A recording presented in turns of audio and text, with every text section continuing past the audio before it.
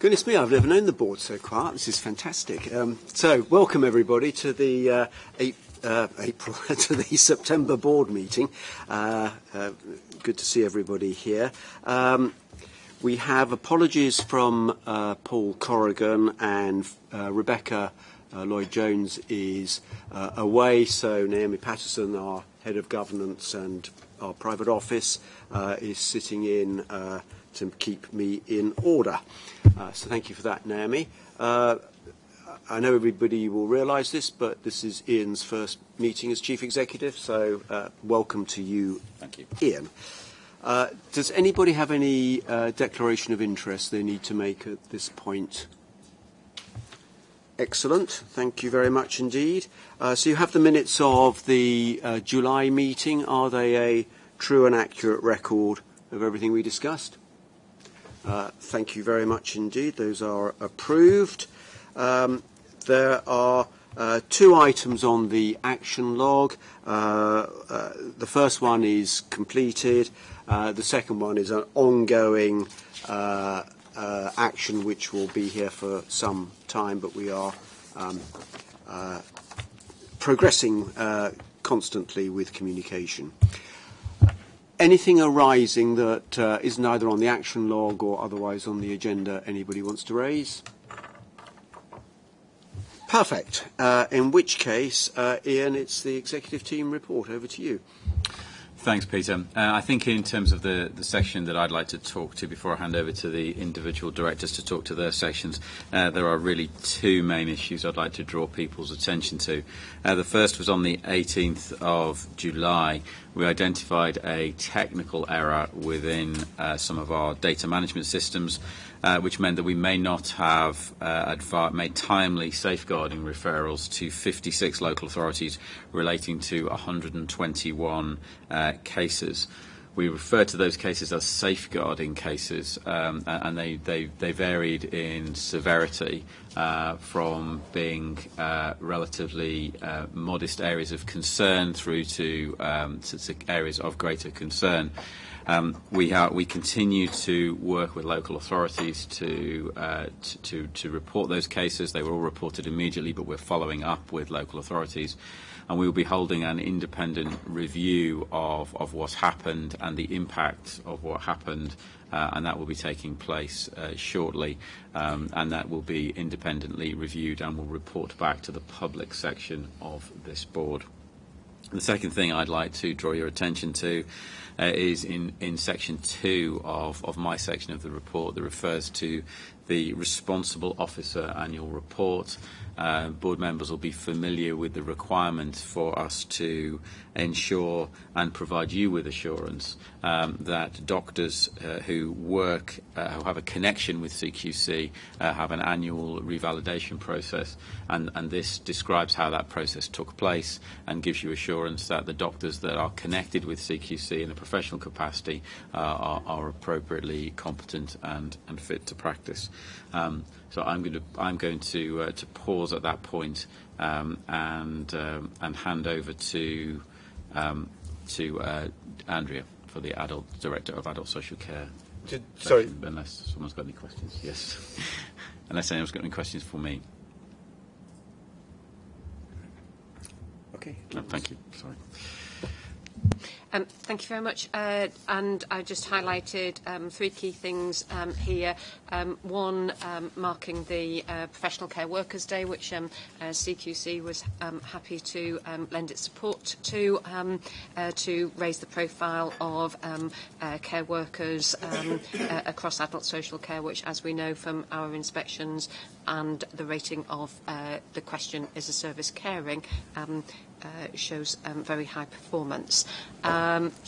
Secondly, one of the things that this board, I know, has been very keen is that we are encouraging improvement, encouraging services to provide people with the right and proper care and support, but also to ensure that their lives are meaningful and frankly, a bit of fun sometimes. And so we had a really good collaboration with Live Music Now around promoting the use of music and live music in care homes, which was incredibly successful. And some of you may have seen the video of me shaking a tambourine quite enthusiastically, demonstrating that I had some quite good fun with all of that. And last but not least was just on market oversight, and partly it was very timely to have our quarterly governance review, which we have on a quarterly basis with the Chair and the Chief Executive, but it was obviously gave us an opportunity to brief Ian as he came into the role on market oversight, and that was a helpful meeting. We've subsequently followed up with the beginnings of a discussion about what review we might make of the market oversight scheme now that it's been in over 3 years of operation, particularly the application of the criteria of making a stage 6 notification to local authorities. So that work is beginning, and we will be bringing further updates to the board as that progresses. Thanks, Andrea. Any questions or comments for Andrea? Gosh, your lucky day. Onwards.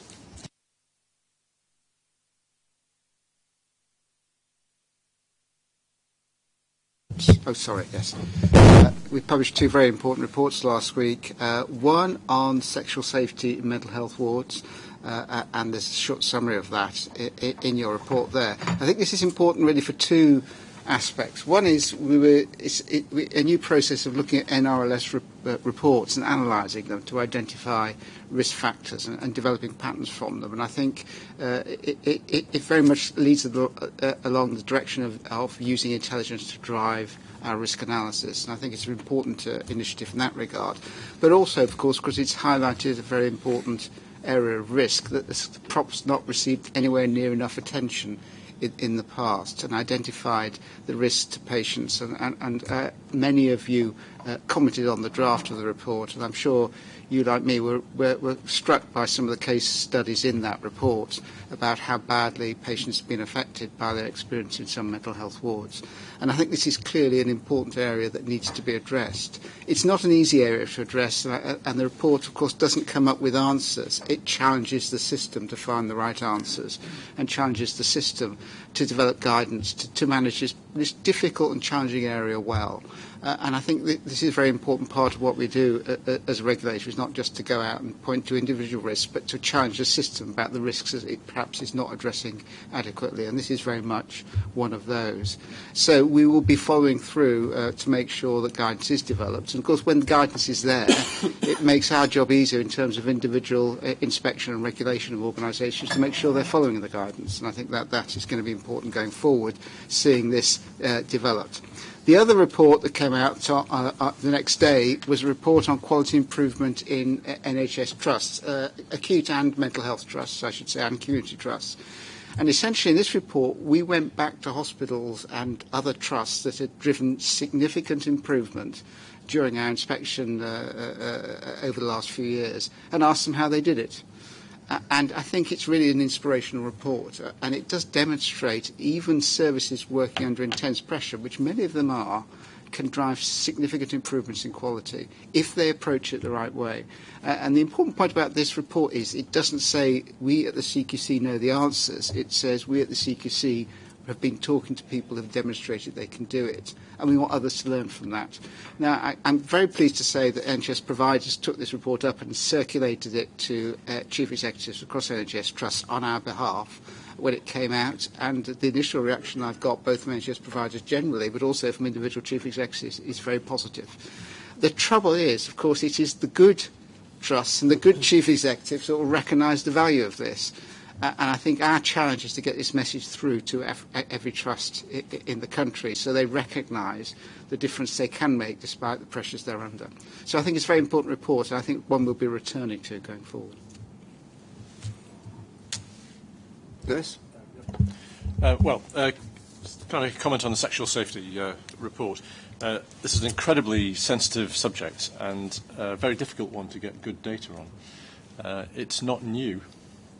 It's something that was subject to reporting at least 10 years ago. And at that time, we resolved the challenge to the system then was to get better data.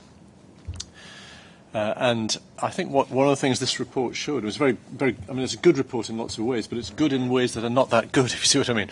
Because what it showed was that the figures that we have are not very reliable.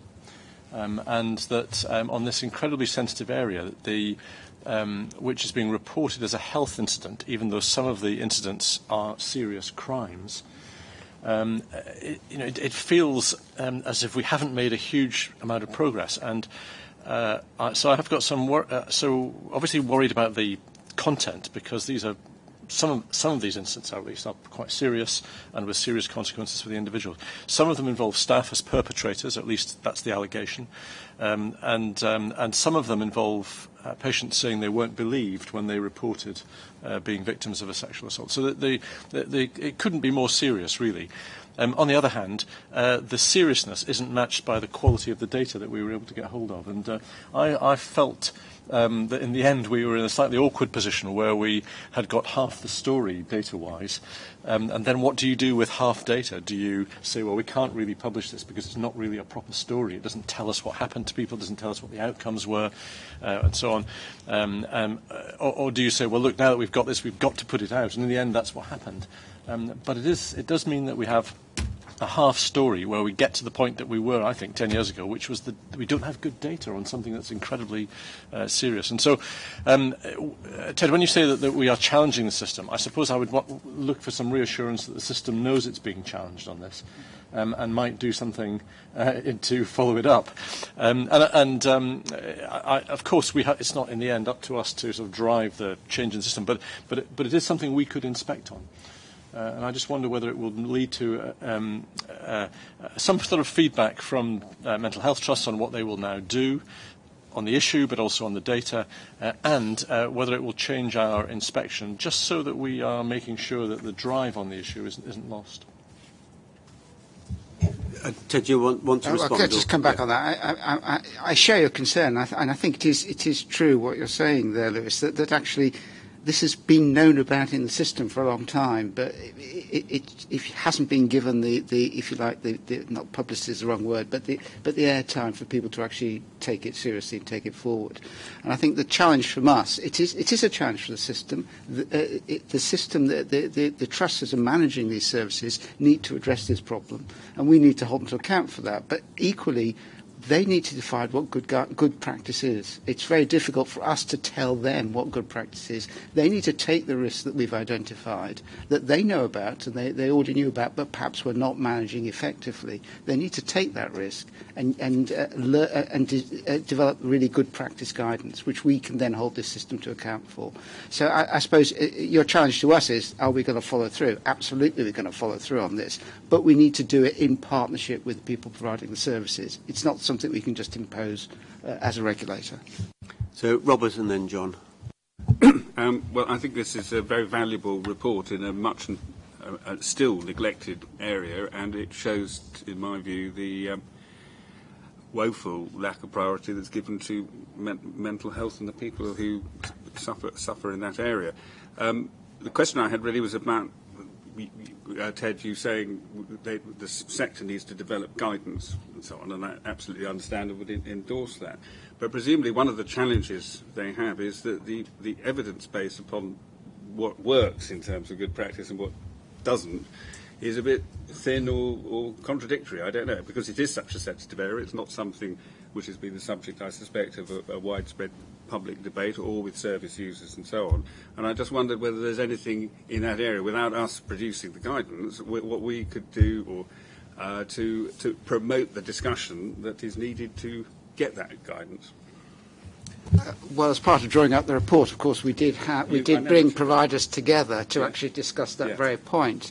And I suppose because it is a sensitive subject, as you say, that has stopped people addressing it as vigorously as perhaps they should have done. And I think it's for us to say, well, actually, it may be a sensitive subject, but actually it's an important issue that is affecting people's lives, affecting some of them very badly, and we need to get we need to get on top of it in terms of protecting patients as best we can. And so I think in lots of areas of clinical practice, the evidence isn't always as clear as it could be. That doesn't mean that the people who are managing the service cannot develop guidance around good practice and can from that learn how to do it better. And this is not a static process, and I'm sure there's a learning process involved, but that doesn't mean there shouldn't be a basic element of good practice defined, now. I wanted to address the Quality Improvement in Hospitals report. Just before you do, Liz, did you want to come in on the mental health? Then we'll come back to you, John. Yes. I thought the report was really useful and recognised the points about we don't have all the data that we would like to have. I think not only 10 years ago was work done on this, but I think about 25 years ago work was first done on this, when the first guidance came out recommending the choice of single-sex wards in mental health, which was in the 1990s, which came out of anxieties about sexual assaults. And it's just kind of an interesting question as to why there are these sort of surges of kind of concern, but not that much has changed over really quite a considerable length of time. So what are the levers that might actually be effective? And hopefully this ongoing discussion will help to identify that. But just a couple of things. One of the issues that the report raises is the kind of the categorisation of these types of incidents by the services. And, there's the figures about the numbers that are considered relatively minor, but actually, are they minor? What does that really mean? And there's also the issue, as Lewis said, about, some of these incidents are clearly crimes, sometimes quite serious crimes, and how is that dealt with in relation to the criminal justice system? And I think going forward it would be quite useful, if we've not done this already, to talk with people within the CPS and the police and sort of stimulate that dialogue. But, what is the threshold at which you would expect crimes to be reported and properly investigated and dealt with in that way, so that the kind of awareness of crime and people's rights in relation to crime kind of should go up? Just a couple of potential levers: categorisation and criminal justice. I think that's entirely right, and that good guidance has to remove any ambiguity about when you need to involve the criminal prosecution, the police and the criminal prosecution services, and I think that needs to be clear to the staff, so there is no ambiguity there. But equally, this is a subtle and difficult area, so it needs guidance across the board. But involving the CPS, indeed, yeah. Chris, just to sort of say, to respond to a couple of the points that were raised earlier, one of the things about the report, in putting the report together, I think. Some things we have to maintain beyond the life of the published report is a conversation we've begun with both the charities that represent people, but also the organisations responsible for care. And I think there was a very interesting dialogue in the lead up to the final report about how the guidance should be framed, about who should be involved in the guidance, about the importance of bringing in organisations like the CPS and the police. And I think it's important I think to go back to Lewis's perhaps original challenge, there's an importance about maintaining the light in this area, that it becomes part of how we describe performance every day. I think the conversation we've begun with NHS improvement, and also the conversation we've involved Mind, I think bringing people who use services and providers together, as we do in so many other cases, is an important aspect of how we will continue to shine the light in this area and make sure that the working groups that have been set up to put the guidance together do actually put the guidance together in a way that satisfies all those groups and in a way that we can use, as Ted has said. So, Ted, right, and then I... Well, I think it is important for us as the regulators to recognise that I think an important part of our role is to identify these risks that have perhaps not been taken seriously as they should have been. And we've identified a number of those recently. I think the message from us has to be very clear that once we've identified it, we're going to follow it through. We're not going to just publish a report and then move on, because we can follow this through by insisting on guidance, and where there isn't there, we can keep pressure up for it. But equally, we can use our regulatory powers to hold all providers to account for taking action on this. And so I think this is an important part of what we do. And I think the message needs to go out that when we publish reports like this, and there's several others about other risks in the system, that that is not the end of the story. That means we're going to keep coming back and focusing on it. So I was going to suggest, would it be a good idea if either you, Ted, or we actually ask Paul Elliott to come to the board in 6 months' time and just give an update on what progress he's aware of? I'm not talking about an individual trust, that's in the reports, but in terms of across the system. Okay. Right, we happy, John? No, I haven't forgotten. That was just to move on from mental health. So the QI in hospitals report, John. Yes, I just want to commend the work that was done on that, not least by Iona Thorne, one of the clinical fellows, but also to just emphasise the point that these organisations didn't do that by happenstance, but by rigorous, disciplined, systematic implementation of quality improvement programme, including the people, the methods and the data. And as we're seeking to ramp up our own programme internally on quality improvement, that there are probably lessons to be drawn from that for ourselves, not least in some of the ways that the training and so on has taken forward. Is just to make that point. But well done to people. Great, good. Steve. So my section, yeah? Yeah. You still with us? I was going to say the reports.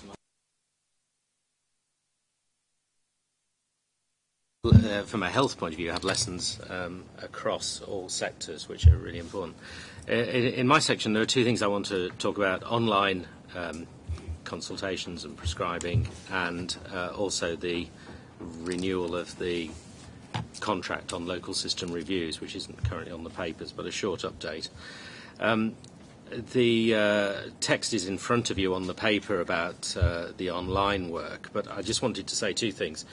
One is I really welcome the Secretary of State's enthusiasm for the use of technology and for doing things differently, and we would support that because from a CQC point of view, we want to be seen and act not to stifle innovation, but our role is to make sure that people in England are kept safe through our regulatory action. So we work very closely with providers of these services.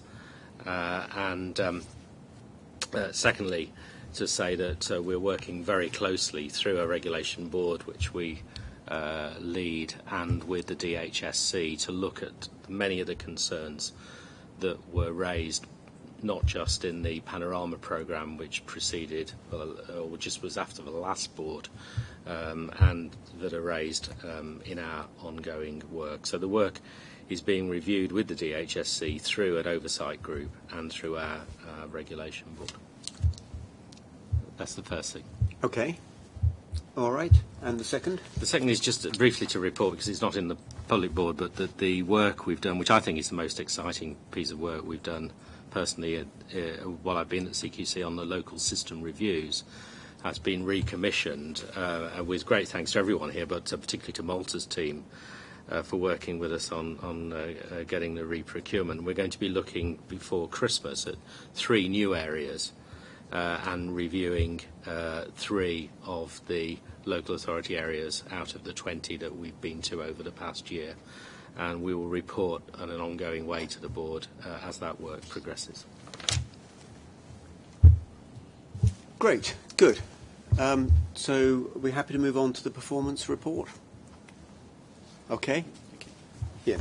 You starting or Kirsty? Kirsty. Oh, sorry. Malta? Somebody? Who wants to go? Malta. Yeah, Peter, thank you very much. So I present you the performance report for the first quarter of this year, April to June of the year, though in the slides attached to the report you'll see that some have an update for the July performance as well. As always, there's a lot of detail, so I just wanted to pull out a short number around the performance before handing to Kirsty and Chris on the strategic risk and a finance and budget summary.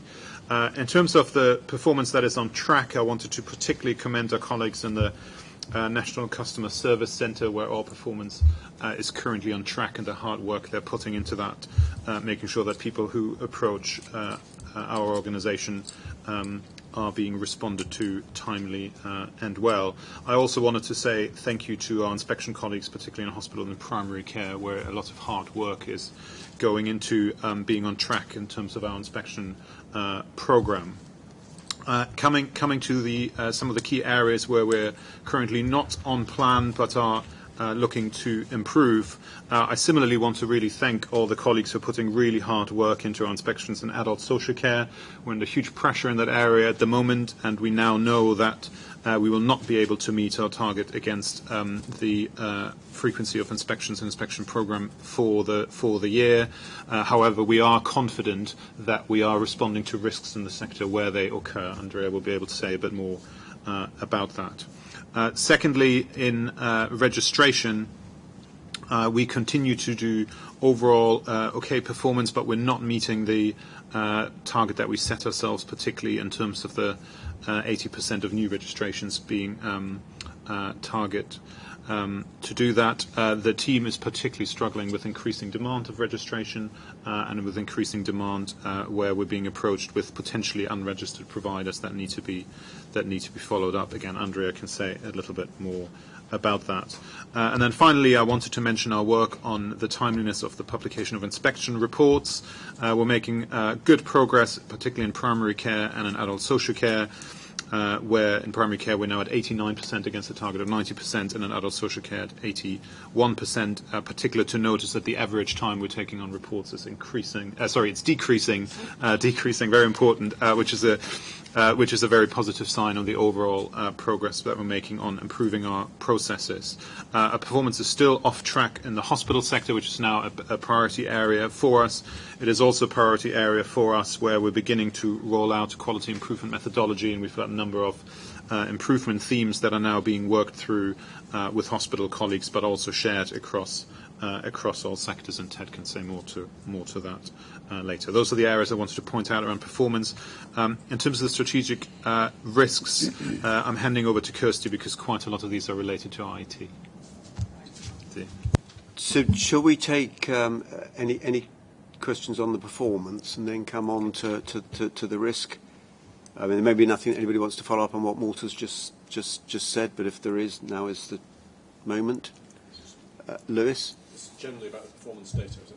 Well, we'll come on to the risks that Kirsty's about to come on to. So it's just. Well, it's more about the. Shall I just say it? And then say it now, and then. It's about the performance data before we get to the risks. There's a couple of things. Andrea, it just might be worth saying what you started to tell us yesterday in the RGC about the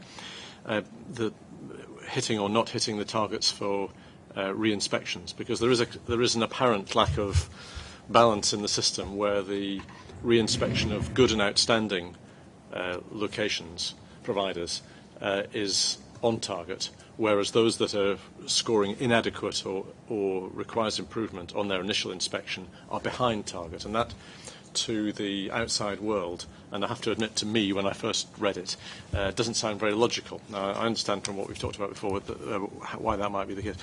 And then secondly, I mean, one of the striking things in the data is the number of enforcement actions that we're now taking. So almost 2,329 enforcement actions in the last 12 months. Which is a huge number. It's 200 a month. I mean, so this is a lot of enforcement, and it's going up. And I suppose, on the one hand, there's a story there of CQC taking action when necessary, protecting the public, and so on. On the other, there's a question about why it's going up, because we've always intended to protect the public. And now, are we seeing more poor practice? Are we just better at identifying it? Are we losing patience? What actually is happening that's causing a rise, or is it just that we have more powers now that we're prepared to use? Andrea.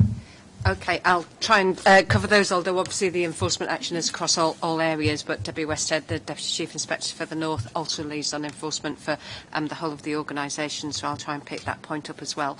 In terms of the re-inspections, as Malta has already said, we are, for a variety of different reasons, largely because of vacancy, so we've not recruited to the establishment as quickly as we wanted to in adult social care, and also because of increased complexity and the point about enforcement that you've subsequently made, Lewis, pressure on the teams is quite intense.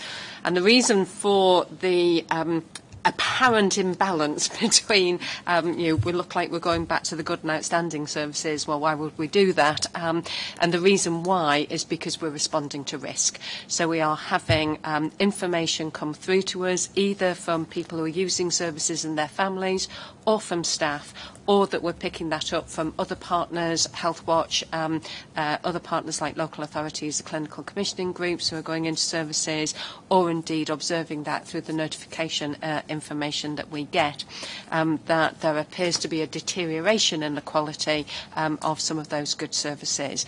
And so we are going back out to those because obviously if services are deteriorating, A, we need to be able to identify that, respond to it, and B, obviously we need to make sure that the public is aware that the service is not necessarily at the good level that we'd previously identified that it was. Each of the regions has established a recovery plan to look at how we can get back on track with our inspection in terms of going back and the frequencies that we would want to do so, and really focusing particularly on the inadequates and the requires improvement. And it's not going to be consistent across the country because obviously vacancies are different in different parts of the country, but we've now got to a stage where we understand where all of that is and are looking at how we can move people around the country to help in other areas where that's appropriate. So really trying to be very proactive in managing both the response to risk that we have to do, but also in managing the follow-up that we need to do for those services that we've already identified are not doing as well as they should do. Takes me to the enforcement actions. It's interesting, I think, that you're picking up that trend, and that is a trend that has continued on all the nearly 5 years that I've been here. We've kind of seen that trend increase over time, and I think there are a number of factors that are behind it. The first is that we did get more powers kind of partway through that period of time, so from 2015 onwards, and we are using those powers. Some of those powers, particularly the criminal enforcement powers, it takes time to take a criminal prosecution through, so we had lots of investigations on the books, and now they are coming to fruition, so they are being seen as published action, which is coming through, which wouldn't have been in the first couple of years being able to do that. We're also, I think, because we're now in a period of time where we are going back to services much more regularly, and we have said that if a service is inadequate and we're putting in special measures, that means that the clock is ticking in terms of enforcement action that we would be taking. So actually the kind of expectation of us taking that enforcement action is increasing over time. As we discussed last night, we are seeing services struggling to maintain their good services and deteriorating, but also particularly requires improvement services. They're not improving, and one of the things that we introduced last year in the new assessment framework was a greater scrutiny of those services that were continually requires improvement, only ever putting things right when we were identifying them and frankly failing in their regulation around good management and good governance. And so we're taking more enforcement action in relationship to that. And we're also picking up some of the this will also include the fixed penalty notices that we're issuing for failure to display ratings, and we're doing more of those as time is going on. So there's a variety of different reasons which I think are both about services truly struggling and not being able to respond appropriately and the progress of our own programmes. Ted, did you want to add? Microphone. Can I just come back on the inspection frequency issue, because I think it is a concern going forward. The hospital teams are very busy delivering the inspection frequencies, but my concern is that if you like, risk is being, if you like, chiefly determined by inspection frequency rather than by other assessments of risk. And so they are very busy delivering the inspection frequencies on time, which they're managing to. But having said that, then there's less resource available to be responsive to risks when it occurs. And as we've discussed before, there are risks in the system that we're becoming aware of. So I think there's a kind of sense of perhaps we need to think again about inspection frequencies as our main driver and determiner of risk in assessing services, and actually look beyond that to the intelligence we're acquiring about services, because I think that will give us a more responsive effect. And I think that is something we are learning in the current system. Can I also pay tribute to the quality improvement team that's doing work around report timeliness? It isn't in the data that you've been sent, but August was the best month ever for report timeliness for hospitals, and the work they're doing is beginning to show benefit. So the figures I got for August are 64% for 3 or more core services, 61% for 2 core services, which is the best we've ever achieved. And so there is an upward trajectory there, but in the face of the amount of work going on in keeping the reports, the inspection frequency up, I think there's a big pressure on our frontline staff, and I think we need to measure the KPI about inspection frequency carefully to determine how we can create a sustainable situation of delivering on this. So I think what you're both saying is that one of the strands of our strategy is to be intelligence-driven. And intelligence-driven means responding to areas where we think there is reason to be concerned, and that then prioritises over other things where we have no reason to think there's an area of concern. Doesn't mean we never go back to those areas, but I just think this is the strategy playing out, and I think it's very hard to argue that it's not exactly the right thing to be doing. So I see it as a positive. Right. Any other? Paul. I was just going to ask, I suppose Andrea, really on this one, the problem with falling behind on inspection, on re-inspecting, is that you build up a backlog. Now, I appreciate that we're looking at risks, but you build up a backlog, and as you build up a backlog, how are you going to get over that backlog without the right resource? And do you have a view on when you will kind of get back into kilter on this? Thanks, Paul. So that is the question that the recovery plans in each of the regions is addressing. And as I said before, it's variable across the country. So the Southwest, for example, actually is already on top of where it needs to be, whereas our central region is further behind.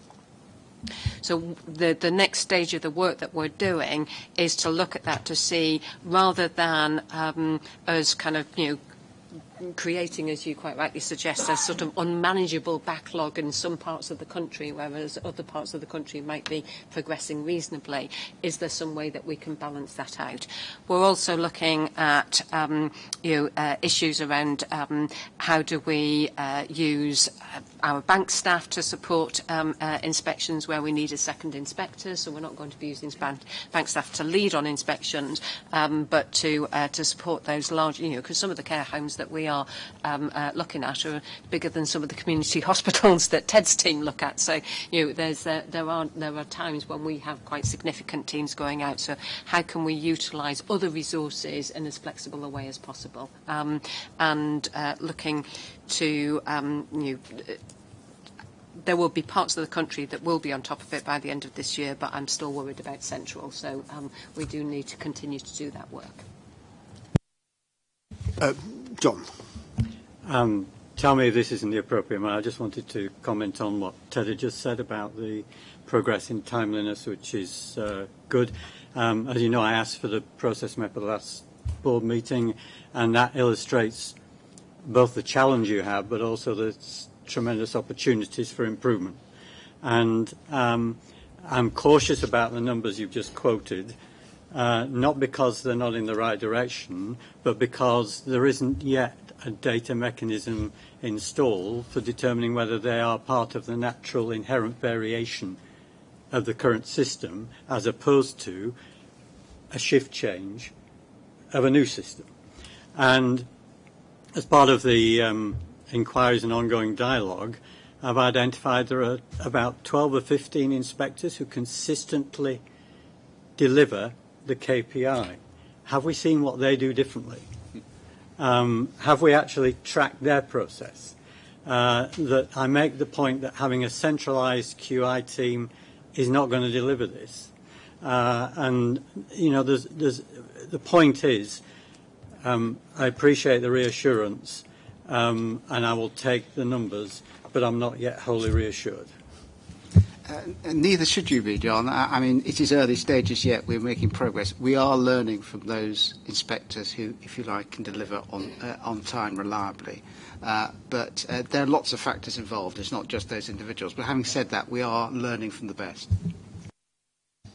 And one thing just to add is that the figures that we're presented with are the 12-month rolling average of what the percentage is on the key performance indicator target. And we've looked at, because precisely for your question, John, which is, actually, are we truly making progress in terms of improving this over time? And what we can see from those inspections that we started from the April, so this financial year, we are actually kind of above the 90%. But once you take the full 12 months rolling average into account, where we were 12 months ago is kind of keeping the average down a bit. So one of the things that I've talked to Gavin Kennedy and the performance team about is how can we demonstrate that progress, not just on average numbers of days which are reducing, but also whether we can kind of look in a bit more of a sophisticated way at the way that the trajectory is going. It goes to my point about that I made before about actually using SPC charts for some of this stuff. Then you know. Okay. I think it's just also worth saying that if we have a KPI, it's really important that we meet the KPI. Having said that, and to your point, Ted, we also have to remind ourselves that inspection is only one of the methods that we have. We're not an inspectorate. It's one of the tools that we have in our armoury. We have lots of other contact with providers. So I think we need to, and as we move to be more intelligence-driven, I think you're absolutely right. At some point, we need to look at some of these KPIs and adjust them. But while they are the KPIs, we bloody well should be meeting them. I agree with that. Okay, are we happy to move on? Kirsty. Thank you. Just before I talk on risk, I'll just come back to Paul's point, which was in terms of that backlog, one of the other bits of work we are doing is actually looking at the role of the inspector and actually looking at whether some of those tasks that they do on a day-to-day basis are better done elsewhere in the business. So, for instance, by the National Customer Service team up in Newcastle, because they can free up time, which will then can be reinvested into doing more inspection time. So, trying to right place, right skills, right place type of thing. In terms of risk, I just wanted to highlight today that we've got 3 areas which all sit under the transformation banner, which are now in excess of our sort of maximum tolerance, and those ones are risk 13, where we do not have the capacity or capability to manage change effectively, risk 4, where we do not effectively collect or process information to be an intelligence-driven regulator, and risk 5, which is where we're not well supported by our IT technology and systems to deliver CQC strategy. So those are all red risks now. I will talk more about those in the change update later, but I think just very briefly, in terms of our ability to manage change effectively, we have some good work underway around our governance. We have a strategic change committee now in place. We're building capability around our project management office, putting a centralised project management office in place and looking at the reporting and the control mechanisms that go around that, so we can start to actually get a handle on what it is we're doing, and really good progress made there. In terms of the intelligence-driven piece, there's a number of pieces of work on this front. One is at a more strategic level where we are getting some agreement now in terms of what that actually means to the business moving forwards and how we need to organise ourselves to enable us to do that and how we can use our data better, and looking at the systems and processes that we've got, recognising that some of the issues we've had are around some of the restructure with our digital team and some of the availability of our staff in that space, and we're looking at how we can package up work to enable that to happen. But I am confident that the work we are doing in terms of testing out ideas and methodologies at the moment will soon move this one out of red and back into amber. And the IT technology and systems, I will talk more about that in the change piece, but I think just to say here is there is a huge amount of work going on in this space to really understand what our capability is and match our ambition to that capability, looking at a number of areas in terms of how we drive up user experience around our IT, but also looking at our underpinning architecture and making sure that that is consistent with what we need to do as an organisation moving forwards. But I'll come back to that a bit more when I talk about the change. Good. I think that two things. One, it's really, really good that we're having this very thorough review of where we are on all these things, and thanks to you and Ian also for that. And as you've just said, there will be plans in place to get off red. Kirsty, would it be the right time to come back to the board with a clear path to not having red? Would that be December, the end of the next quarter? Yes, I think by December we will have a very clear plan in place and hopefully be quite a long way along the line of delivering against what we've set out to do, so I think that should be fine. So would that be sort of acceptable to the board as a way of moving forward with confidence? Okay, lots of nods. Do you want to go seamless? Sorry, is there anything else on performance that or risk that anybody wants to raise, or should we go on to the change item? Jora. Just one thing on the capacity. There's two ways to deal with capacity. One is to throw more people at it, and the other is to do less. Do you feel we're just we're fighting on too many fronts? So, putting in the new sort of equipment has forced pressures on our back-end infrastructure. There's not that joint-up thinking. But if we had time and capacity, and if we are really going to drive through intelligence-led, is it better just to pick sort of 3-4 things that we're going to do really, really well, rather than 20 things that, some may be okay? Shall I come on and talk about change and tell you what we're doing in this space, which hopefully will answer that question? Is that okay? Yeah. Right, so we'll come on to change. Yes, sorry, Ian. Peter, if we could just ask Chris just to give us a quick update on the latest position on the budget, please. Thank you. Update beyond quarter one, so at the end of July we're overspent by 600k on our budget, which is mainly use of specialist advisors in hospitals directorate and non-paid budget in hospitals as well. That's been offset by underspends elsewhere in the Commission. We're currently forecasting a 1.3 million overspend, but given the plans we have in place to recover the issue with the specialist advisors and other plans put in place, we don't anticipate that's going to materialise. I anticipate we'll be on budget for the end of the year. Figures I've seen from August, initial figures show that is coming true.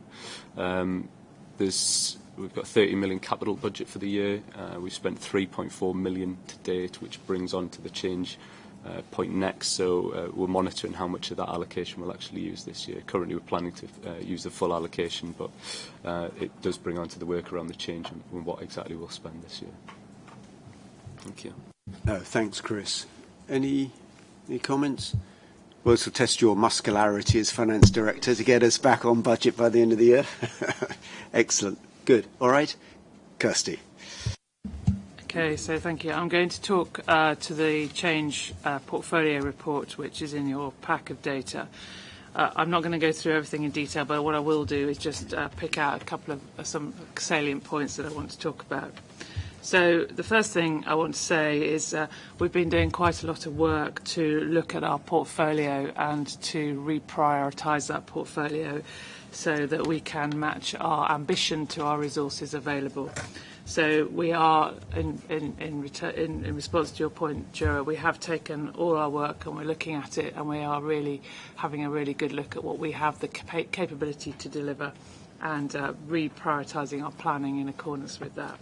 And when we've been doing that, what we've looked at is we've broken it into 3 areas. So we're looking at one. The first bit is what I'm calling mending the road, but improving our sort of service experience, so the user experience, so things like the laptops, the connectivity, and looking at how we can really improve that, so that our staff are not hampered by problems with their IT. The second area we're looking at is our underpinning architecture, and looking at what we need as an organisation in terms of our architecture to enable us to move forward, to become more intelligent-led. So we're looking at how it all fits together, and looking at the interoperability of our future plans, and looking at also how we can transition off our current somewhat archaic architecture into the new model in as seamless as way possible. So there's a lot of work going on at the moment in terms of planning that, and looking at how, making sure that that is the right move for us to do. And then the third area we're looking at is our strategic programmes, which are delivering our strategy. There was a lot of work, a lot of ambition in that area, and what we're doing now is really focusing down on a number of areas. One is our registration programme. So what we've done in that space is we've brought in some external resources, a programme director to sit right across the programme, pulling all the various threads in that together, and really taking that, looking at the digital piece of that as a digital exemplar on that one now, and really using that as a test bed for us moving forwards. We've just finished extended discovery on that piece, and we're now moving into the alpha stage, so testing out some of our assumptions and working out what our sort of minimum viable product will be in terms of what we actually take through to developing. So really some really good work in that, and actually a lot of progress being made in that front in a relatively short space of time. In that strategic programme piece as well, we also have some work which has been ongoing for some time now, which is around the provider information, the information exchange platform. We had hoped to finish adult social care provider information piece, but that's now come out of first stage beta, and we've found that we have some stability problems with that, so we've gone back in to do a bit more work to enable us to really make sure that that underpinning architecture on that programme of work will enable us to build on future exchange services in the future. So even though that has slightly delayed what we're doing around our GP information exchange, overall, I think it's a good piece of work that we've done, because when we actually start to roll out these products to the users, they will be really good and fit for purpose. We've been talking to our stakeholders around this, and they'd rather we deliver something that was working and took a bit longer than delivered something that wasn't up to speed. So in terms of our overall process in that overall overall activity in this area, there is a lot of work going on. As I said earlier, we are building our capability and our capacity around our ability to deliver change effectively, and putting some really rigorous process and governance around that. That is going to take a little bit of time to really come to fruition, but it's really important that we build those foundations in a really strong way to enable us to move forward at pace when we start to get into delivery.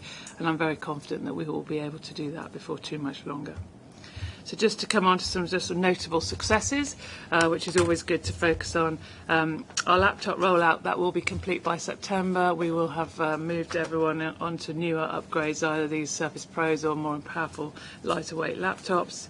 Office 365 as part of that is being rolled out, and once we have everyone on Office 365, we can start to open up some of that functionality that goes with that. We are improving the connectivity for people's broadband at home. That was approved at Resources Committee yesterday, and we have a plan in place to upgrade that functionality quite quickly. And we're also looking to roll out the new phones. Some of those are out in the business already, but those will be completed by the new year, moving us off the the BlackBerry devices, which most of us will be very happy with. We're also doing some work to stabilise our current infrastructure. So our customer relationship management software has been quite problematic. There is some work that's going on at the moment where we're taking out old records. To date, we've taken out 10 million records, which is freeing up server space and enabling the thing to move quicker and be more stable. And we've also taken another part of our operating system off that server to free up more space to drive that improvement in productivity. And I think that is starting to show a little bit now in the field and will get quicker as we move forwards. We've also done some work. We're also currently doing some work around digital publisher to support the report writing, to ensure that that technology can enable people to get their reports out on time and it doesn't fall down at the last minute with some technical issues. So that's all I wanted to say on the digital space. The report also covers people. We are doing some work around workforce strategy, and we'll bring that back to the board either in October, November. I'm not sure which, depending on timing. But that work, we've done a 3-day sprint on that the last couple of days to really pin that down. So that will be that's a good piece of work. And we've also got work ongoing around our pay and retention. We've got a business case into Treasury at the moment, and we are starting to build up some draft proposals for conversations with the unions around our pay deal moving forwards. So that's all I wanted to highlight. If anyone's got any questions on any of that, please do please do ask. John, and then Liz. Firstly, can I commend you for bringing this together. It's really helpful to see all these things in one space, which also leads to my question that I think it would be helpful if the QI strategy was in here, because that is an important element of the people engagement and as well as delivering on some of the things we've been talking about in performance. And it would be really useful if consideration could be given to that. So just in response to that, John, the two major QI projects which we have, we're going to run, one is obviously the hospitals piece, the other one is around the improvements in the service in the National Customer Service Centre, are being reported through our change programme and they're on our change plan. So when we come back with a more detailed update, you'll be able to see those and the progress being made against those, and we'll put them in here as well. Yeah. Liz. Thanks very much. And on digital, I look forward to seeing the next stages of development. It's really helpful to have that summary. I just want to ask you a question about people. Under workload and well-being, this sounds like a useful piece of work. I just wonder, we've touched once or twice in the past on the subject of kind of how much autonomy people have in their work and the sort of distributed leadership model, you know. And I just wondered whether, so as well as workload, there's the issue about how much control you have over how and when you do your work, etc. And I'm just wondering if that's forming part of this piece of work that you mentioned here on workload and well-being. So I think the workload piece, we are looking at putting more resources in to free up people's time. I think in terms of the autonomy piece, there's a piece of work that we need to do around our management capability and upskilling our management in terms of how they can support their staff to be a bit more autonomous and take decisions a bit more. So that is some work that will come into play in the next few months. I've asked Ruth to start to do some thinking about that, but it's a really key piece in terms of enabling our staff for us to get the most out of our staff, as well as for them to get the most out of their jobs. Mark.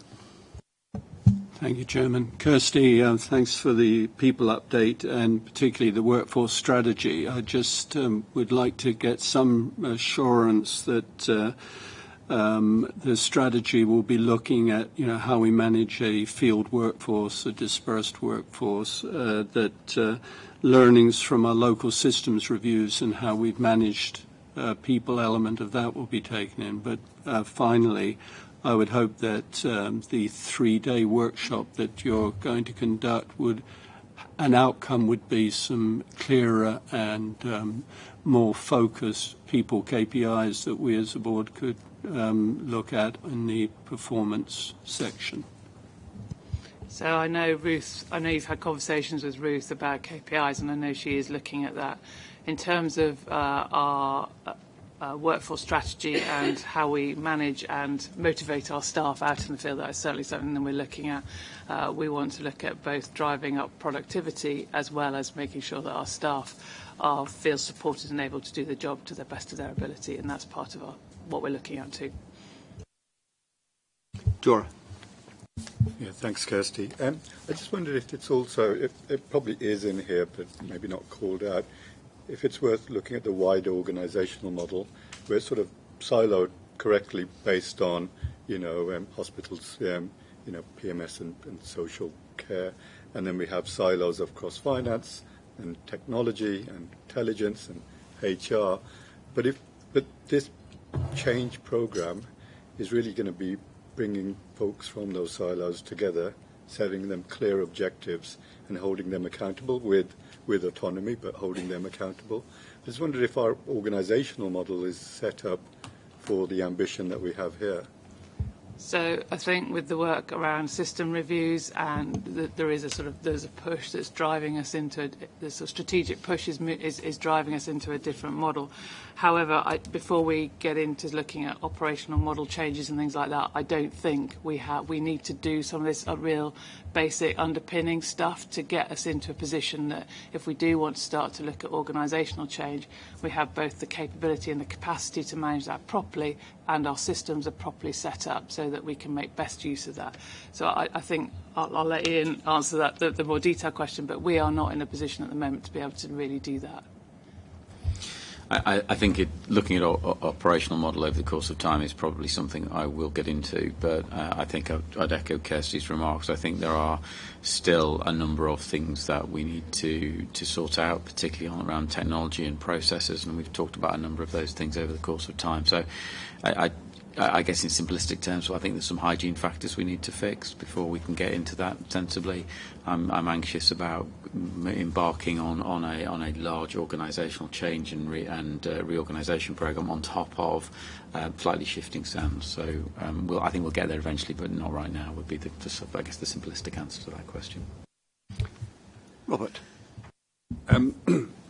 Question really about Kirsty about what is described here as connectedness, if I can pronounce it correctly, which I think actually means getting people together. I sense from staff surveys and so on that one of the bits that's missing in connection, or some staff feel is missing in connection, is an understanding, is the connection with what's going on in the organisation. And we talk here grandly about, and quite rightly, about change, which is a word that often concerns people who are trying to do a job. So connectedness probably includes how are we explaining to the staff, how are we involving them in these processes. But on a human level, are we getting any form of consistency in the way we look after our staff in relation to actually getting them together, diminishing the isolation some of them apparently feel. And again, I have a sense that some parts of the organisation may be dealing with this rather more effectively than others, and I just wonder whether that's something that need wait for reviews, research and so on, rather than actually doing something. So if I start that, and some others, my colleagues may well want to chip in terms of the connectedness. I think we're a largely dispersed organisation. 6% of our staff work at home, and I think we do have an issue of some people feeling a bit isolated. We are doing some work on that. Some of the work around upskilling our managers is really crucial on that, because to manage a dispersed workforce is very different from managing a workforce that's sitting in an office that you see every day. So there is quite a lot of work going on that. But we've also got some other initiatives going, so trying to get our staff more engaged through things like Yammer, and using that as a sort of a social network forum to enable people to communicate. So I think there is a lot going. We recognise it's a problem. We recognise it's difficult with a dispersed workforce. But I think some of the improvements in the connectivity that we're doing will also help as well. Just in terms of the messaging, there is some work that Chris Chris's team has been leading on looking at getting that overarching narrative around why we're doing what we're doing, and then what this means to people on a day-to-day basis, so that we then have a consistent story that we can constantly tell people. And then, because quite often with change is people don't feel that they are A, part of it, but B, they don't feel confident in it because they don't get a consistent message all the time. So there's a lot of work going on to really nail down that message and really make it very clear. So that's we constantly talk about it in the same language, in the same way, but also looking at how we can engage people in if we're looking at how to improve their day-to-day jobs through some of the sort of quality improvement work and some of the continuous improvement we work on work we're doing is actually getting them to own some of the changes. So if they know there's a problem and they know how to fix it, we need to support them to do it. So on that side of things as well. Thank you. Just to build on that, we've done some work as part of the pulse check surveys already with staff across the organisation. What's clear, sort of looking at the what and the how, as Kirsty said, there needs to be a compelling message about what the vision looks like in the context of the strategy. But we also heard and responding to the idea of making it easy now and fixing the basics. So there's a conversation about how we fix the basics well, so to engage in a conversation about how we take the organisation forward, both for people who use services, providers and staff. There's then a bit about the how of that, and one of the areas that we want to put some more focus on is frontline management and their responsibility to act as a conduit for thinking, to sort of provide. It's a two-way process to provide information up and to ensure that people feel engaged. And there's actually some very positive information in the staff survey about the relationship. And I think what the important bit is to give frontline managers the confidence to have a conversation which is about the organisation, not just about their individual workload. And that's some of the work we're doing around the messaging at the moment, is to give those frontline staff the understanding and the confidence to engage in those conversations. Any more? Andrea? I mean, just to kind of put some practicalities on that, because obviously adult social care, about 90%, more over 90% of my team work at home, and in the main, adult social care inspections are small kind of inspections, not necessarily kind of getting together in the team that might happen for a comprehensive inspection of a hospital, for example. So 2 or 3 things that we've been doing with the support of Kirsty's colleagues in the People Directorate. Creating hubs, so linking teams together so that when there are team meetings, they're coming together and having those meetings together and using that as an opportunity to share information, share good practice, understand risk and all of those sort of good things. So so that there's a better connection between colleagues at that level. One of the things that we've also picked up is that whilst e-training is fantastic in lots of different ways, one of the really good ways that people can connect is actually when they're having face-to-face training as a group, and trying to make sure that we're factoring that into the plans that we've got with the academy for the support that we're giving to staff around their training. So particularly in adult social care, we've been developing areas of interest for colleagues, and bringing them together and sharing good practice from that point of view. And then just again sharing some good practice. One of my inspection managers, who is now working with Steve's team on the local system reviews, instituted virtual coffee mornings. So 11 o'clock, people dial in, they've got the cup of coffee, they might do what you and I might do when we sort of bump into each other when we're making our coffee and talk about the weekend or whatever it may be. Everybody doesn't have to do it, but it's there as an opportunity, and we've been rolling those sorts of just very practical ideas out there. None of this has to be rocket science, but I think it is about giving people the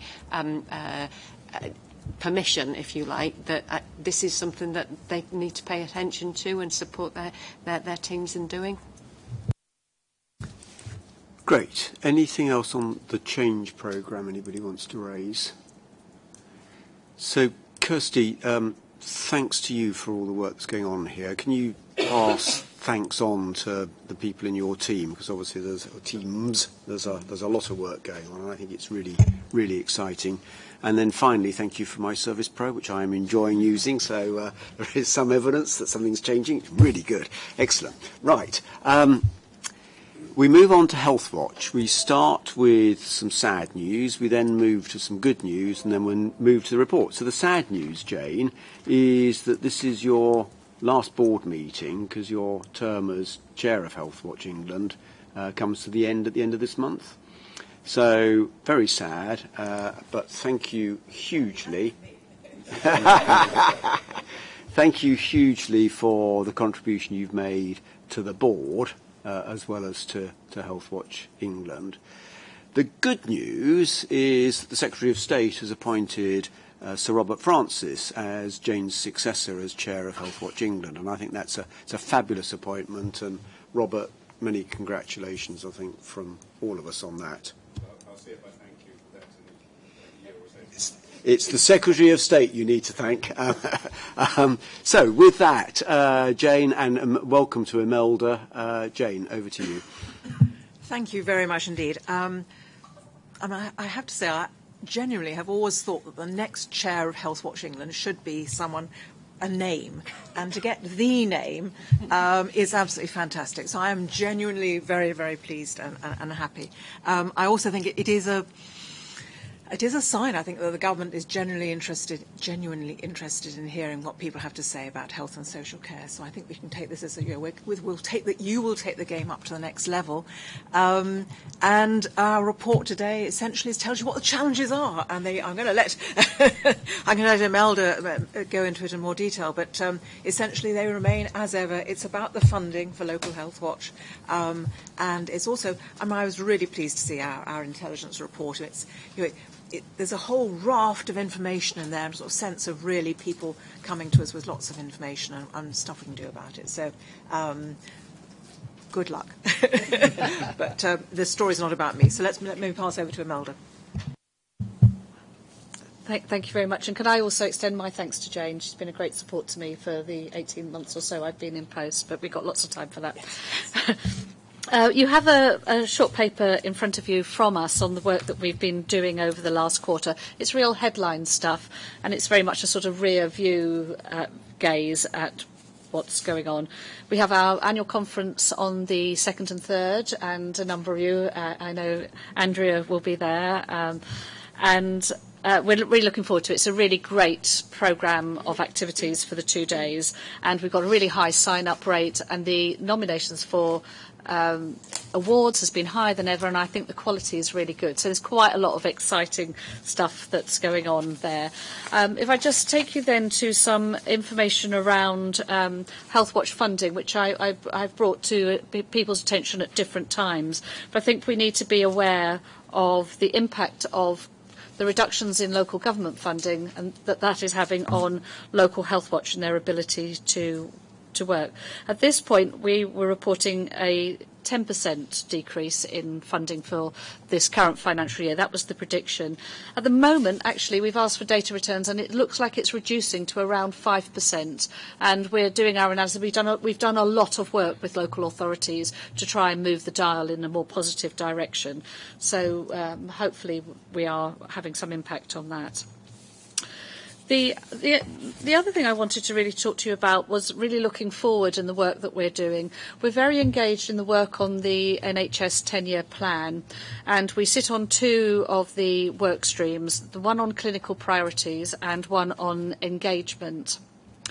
They're the ones that we're doing sort of concentrated work through, but we're also contributing to a number of other work streams. And I'm really pleased that we've been able to share the views and experiences of 34,000 people who either use or have tried to use mental health services with the team that are working on how we improve mental health services across the piece. We've also given the team feedback from 45,000 people about their experiences of primary care. Most of that is about GPs, but some of it is about dentistry and some of it is about pharmacy. So we're feeding that work in on a daily basis into the work the intense work that's going on at this period, so that a plan will be produced by the end of September, which is just in the next couple of weeks.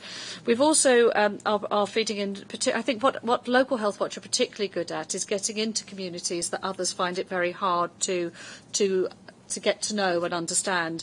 And so we're doing a significant piece of work around the experience of homeless people and them accessing healthcare. And likewise, we're analysing some work around gypsy and traveller communities. And so we'll be feeding in lots of information across the next couple of months. We continue to do our work on the Green Paper on social care.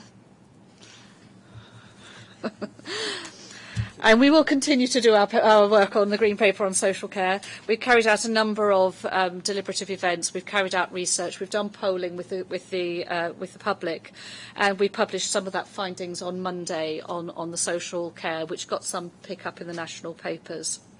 The only other thing to say is that we are currently working on our finalising our report to Parliament, which we shall have done probably after the conference now, is what we think, with a number of the changes that have been going on.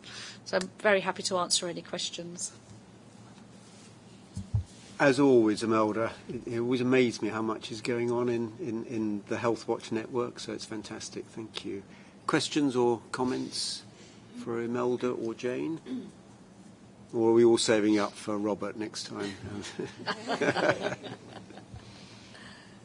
Gosh, must be a silence is acclamation, I think. So, well, if nobody wants to, oh, sorry, I was too fast there. No, John. It's all right. I was just because I only arrived last night. I hadn't read the last half of the paper, but what moves are you making to try and get the right political lobby to change the funding that's, inevitably are going to be hit with what's going on in local authorities? We're doing what we can, John. It's a very big question, that question, and we've been to meet with ministers, and we've asked ministers at Department of Health and Social Care to liaise with their colleagues in the Department for Housing and Local Government. We're in an ongoing dialogue about that. We are engaging with local political leaders, councillors, particularly cabinet members that have a responsibility for health and social care, and we're engaging with the chairs of health and wellbeing boards. So we're doing our sort of messaging to those, and I'm assuming that some of that is having some impact on why things have not been quite as bad as we thought they were going to be. I just wondered if there's mileage, and you may have thought this already, and so, forgive me if you have. In targeting some of the areas that are championing a more integrated approach, Devo, Manx, some of these other places where you may get more traction, which then may give you leverage in deliverability that you could argue with others. I don't know. Yeah, I'm just offering it. Because I think you're in a really difficult situation, and like Peach, I'm amazed at what you do with what you've got. So, yes. And congratulations to you, Jane, and thank you for all you participated in whilst I've been here a short time. Yes, we are, John. No, perfect. So, before I prematurely again bring this to a close, anything anybody wants to add? If not, Imelda, thank you very much to you and to your committee and to the local health watches for all you do. Good, excellent. So we now need to move on to the Speak Up policy. Do we know where the Nick's here? So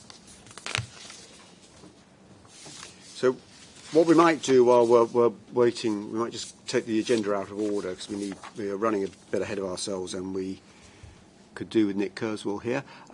Should we just take the update to the standing orders? This is a routine piece of business that needs to come to the board periodically just to make sure that we have reviewed where we are and everything is up to date.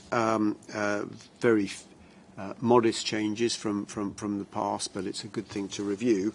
Having said that, there are a couple of changes that we just need to note that aren't in the original draft. One is there's an update, strange enough, for the definition of the board to reflect the 2014 Act, and the other, which Liz, your eagle eye spotted, which none of the rest of us did, so thank you. There's some references to legislation that have been superseded by more recent legislation to do with the Equality Act, so we'll make those adjustments. They don't change anything beyond just actually having the right citations in place.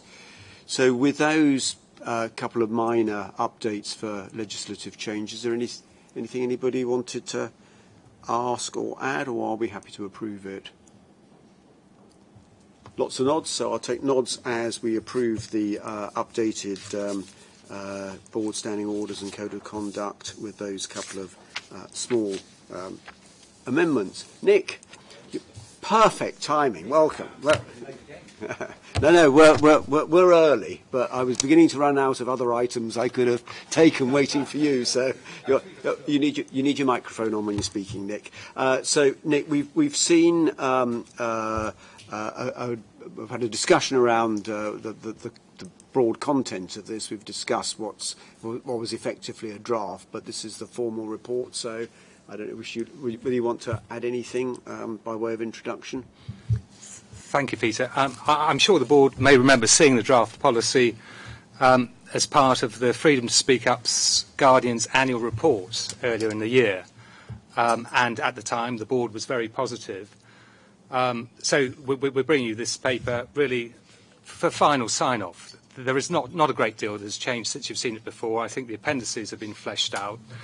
And since we came to you, we consulted with the unions and with the staff representative groups, so including the equality networks, and they've all been very positive. They've all welcomed it, and they're very keen that we get on with the business of publishing this and go about the business of the Freedom to Speak Up Guardian. You may know, Mary will come to you in due course to provide you with a report on progress, but you may know that we have a team now of 95 ambassadors in place. So these are people who were previously Dignity at Work advisors, specifically, and also volunteers who came forward in response to a request for volunteers some time ago. So we've been training them, and their function is to support and guide anyone among our staff who wants to raise a concern. The policy then sort of sets out the process that we go through and how they would guide a person who wants to raise an issue. I would just say that the document that you have before you was adapted from something, a standard generic policy which is drawn up by the NHS England and NHS Improvement. And we also had sight of a model policy which came from one of the London healthcare trusts, which was recommended to us by the National Guardian. And so we've adopted and adapted those policies, modified them, of course, because our needs are slightly different from the NHS trusts for which those documents were based. And that's the basis of the document which I bring to you today. Excellent. Robert. Well, as before, this is an excellent document. The one thing I spotted, which perhaps I've thought about since, and actually because of some other experiences I can share with you offline, mediation and conciliation of one sort or the other can, of course, be an extremely useful tool to resolve some differences. Can I just ask you to think, not necessarily change this today, whether it's advisable that that is something that's offered through human resources? And the reason for that is that there are going to be some concerns, some issues, where someone might be quite reluctant to engage with through human resources and for mediation, which after all requires a degree of neutrality. So I'll ask that. And the other is to, quite rightly, we offer and identify informal processes which can be preferable to formal ones. It's not the intention, I know and I'm sure. Can I just ask you to look to make sure that the impression isn't given that there's some sort of pressure on someone who's raising a concern to try and resolve stuff through an informal process when actually they think others might not, it depends, is that just too serious for that, or is irresolvable? The experience in some other organisations has been that unwittingly perhaps there is perceived to be a pressure to go down an informal route, which ends up with a concern disappearing off the agenda rather than actually action being taken when action is required. I don't, that's not the intention, but if you could just not necessarily change the policy now, but keep that under review, I think it would be a good idea. Malta. Nick, thank you very much. As one of the Freedom Speak ambassadors in the organisation, I highly welcome this.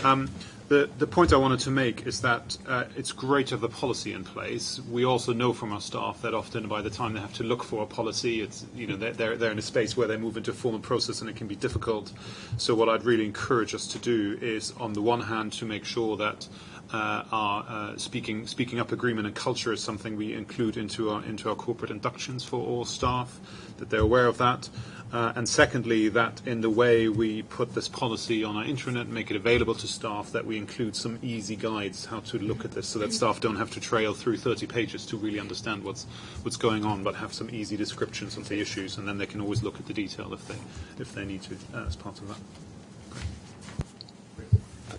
That's another. Malta and I were on the same course, and we did our training in this area. I think your point is important, Robert, and it links to some of the messages that we got in the training as well, which as a group wasn't just to be clear, it wasn't Malta and I in a room. I think there's about 30 or so people on our particular course from right across the organisation, and I think there's a really strong message about people feeling they've got the opportunity and the space to talk to whoever about the concerns that they have, and that they get the right support to make sure those concerns are resolved effectively.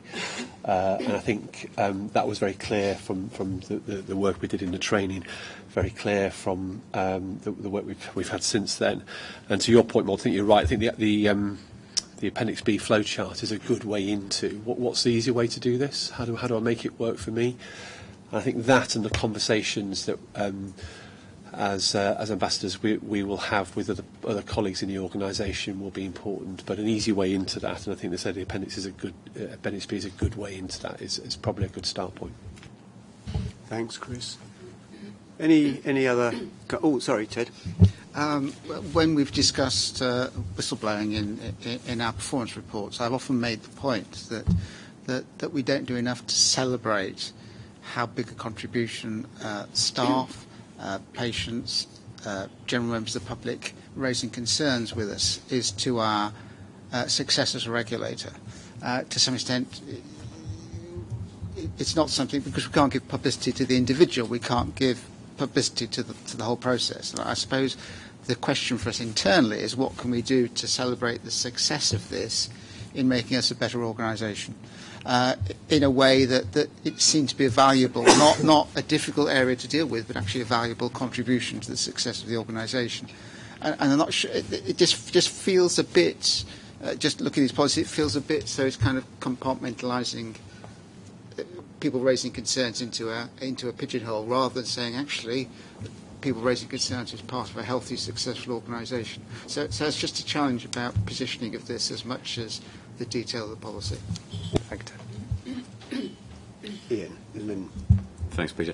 I think it's worth noting that we have an employee assistance programme, and sometimes people will come to raising a concern around the organisation through having some personal concerns and seeking support through the employee assistance programme. So I'd be grateful if you could make sure that this work is positioned with the employee assistance provider. And to some extent that talks to the point that Robert was making around not wanting to necessarily start the conversation internally, even though ultimately they may get signposted to someone internally who they may feel comfortable talking about. Thank you. Okay, so Nick, I mean, you're welcome to come. Oh, sorry, Mark. Sorry, from John. Mark. Chairman, if I could just ask a question. Nick, I think this is a great process, great document. And just when I went through it again, I looked at the flowchart B.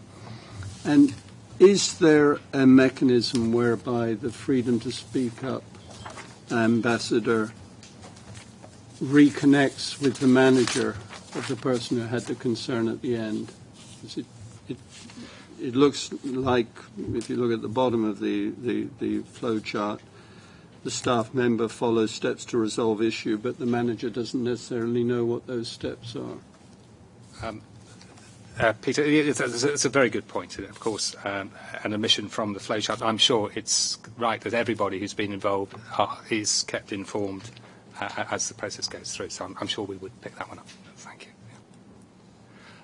you. May I just add, Peter, in response to people's comments, I think, well, perhaps the reason why I'm involved with this process anyway is because I'm keen that we promote this, having got to this stage, and I think this perhaps chimes with the comments that we've heard this morning. So I think the task from our engagement colleagues is to make sure that everybody within CQC is aware of this, and that it is easy to digest, as board members have suggested this morning. Great, thank you, Nick, very much indeed, and obviously thanks to Mary, but also thanks to the large number of people who are engaged in this within the organisation. So, great, really good. So, we move on. One of the things that I find really enjoyable about CQC, and after nearly 3 years here, I still come across things that I didn't even really realise that we did, done by really great people that I hadn't actually met. So when we get to recognising the Outstanding Contribution Award today, and I discover both something I didn't know about and somebody who's clearly, by definition, making an outstanding contribution doing it, I'm really excited. And the award is going to Rachel Ward, who is the inspection manager for the ionising radiation medical exposure regulations 2000 team.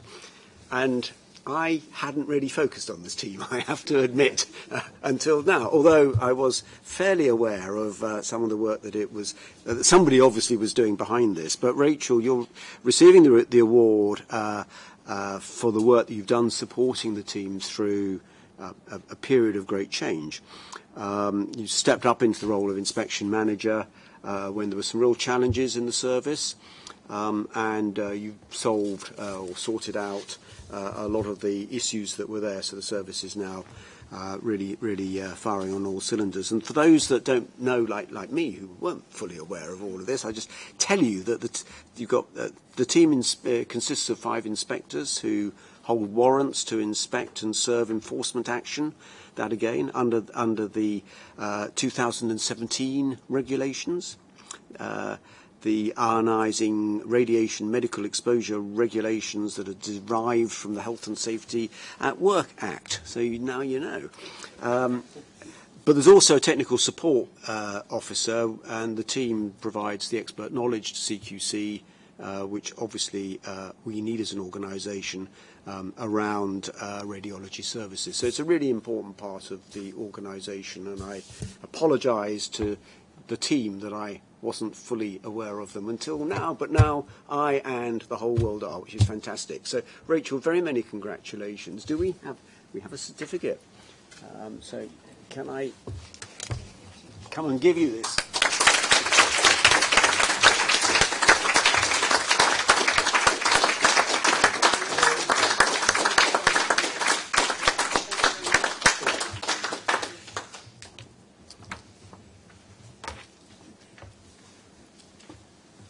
So, Ted. Can I just say something about that? Rachel's made a big difference to the team that you've described already, but we were talking earlier on about a report we produced about a particular risk we'd identified as a regulator, and just remind the board that we produced a report on radiology backlogs not many weeks ago that again identified a risk that had been largely neglected. And just to celebrate the team's work on that, they did a great job on that, both in producing a report in a difficult, complex field and a controversial field, but also working very well with the outside bodies, including providers, to produce a really good way forward to looking at radiology backlogs. And radiology, I mean, this is ionising radiation sounds grand, but it's X-rays basically. And this is something that's going on every day in the health service. And it's important that it is done well. and we have a very, very important role in that, in making sure it is done well. So I think I'm really encouraged by the progress that the team has made since Rachel's taken over, and I think they will lead us forward in terms of dealing with the ongoing risks very well. Much more eloquently put than I managed, Ted. So thank you very much indeed. But thank you again, Rachel, and congratulations, and to the team as well, because the whole team has performed brilliantly. Any other business? I have two. One, Malta, which is to issue. Well, you're taking extended parental leave. You may live to regret this, but no doubt you'll be tuning in to every board meeting while you're away, and we very much look forward to seeing you when you get back.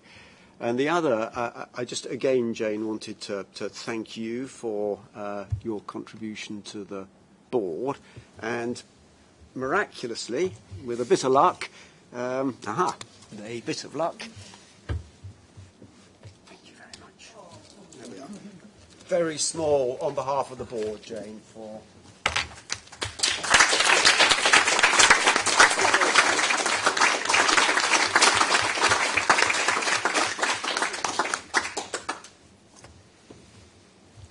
So that brings the board meeting. Liz, sorry. No, it doesn't bring the board meeting to an end. Liz. Can I just add a thank you to Jane, because what members of this board won't have seen so directly is the contribution that Jane's made as Chair of HealthWatch, going through really quite a tricky transition period. We had a prolonged period with no national director in post before Imelda came in. There was a lot of uncertainty, wasn't there? And lots going on for local health watchers as well. Huge agenda, and I think and new committee members coming in who had to be formed into a proper committee. And I think what Jane has done is sort of steered us through that transition period with huge kind of grace and warmth, and kept everything going, and just done all that really well. So I just wanted to add a personal note of thank you. Great. Thanks again, Jane. So, looking around the book, that is the end of the board meeting. Thank you very much indeed. However, we will have some time for questions from the public. So, just trying to take them in the order which they came to me. And thank you again, people, for giving advance notice, because it makes it much more helpful. Is Miss Seaby here? No. So, that case, that's we won't take those, because she's not here to ask them. So, Robin, you, I think, were the next one. If you want to ask your question, please.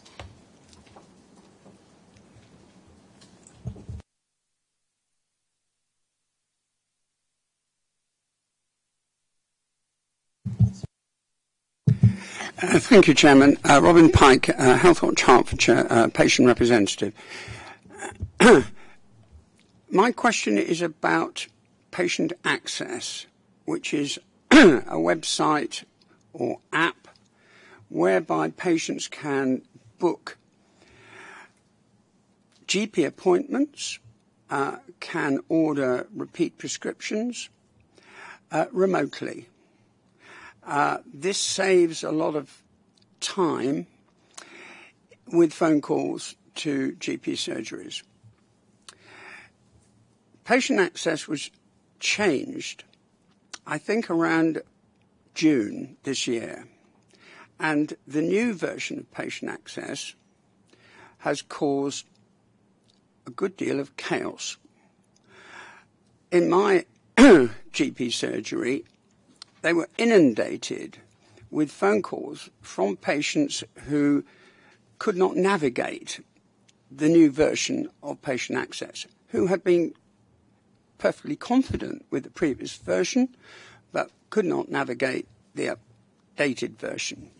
In other GP practices, I gather there were queues of patients who had to re-register for patient access. That's a process that requires photo ID, a utility bill, and a form. Who regulates patient access? So let me go first and tell you we don't. So you're in the wrong place. However, clearly, we do look at access and people's ability to get GP appointments if we're talking about primary care. So indirectly, if you like, we have a sort of view on this, but we need to be really clear. We are not the regulator for patient access or anything like it. I don't know whether anybody wants, from my looking around the board, has anything more substantive they want to add. Chris? Obviously, NHS England, I think, are in part the commissioners of the service, so we can take that, what you said today, to colleagues in NHS England, have a conversation with them, and perhaps put you in touch with the colleagues in the digital team in NHS England who are taking, I think, the link for this service forward. So you better go to the NHS England board meeting and ask a question there. Chairman, they don't take questions at the end of the meeting. Ask a question to NHS England. We're not the regulator. We need to be clear about that. So the next one that came to us, came to me rather, I think David was from you.